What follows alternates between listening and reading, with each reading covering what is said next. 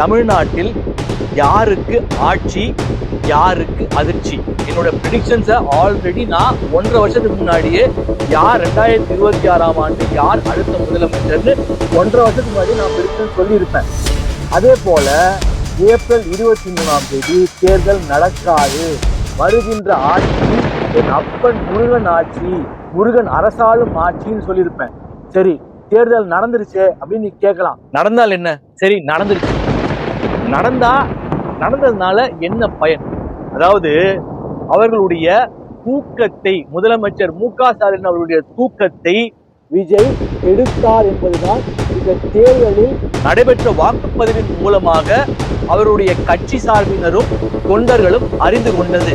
Gramin area, area இங்க பாத்தீங்கன்னா காலையில நான் பாக்குறேன் 5 லேடிஸ் என் வீட்டு பக்கத்துல இருந்து பிராமின்ஸ், அவங்கெல்லாம் ஓட்டு போட ஆர்வமாக போகிறார்கள். ஓட்டு அளிப்பதற்கு யாருக்கு? விஜய்க்கு.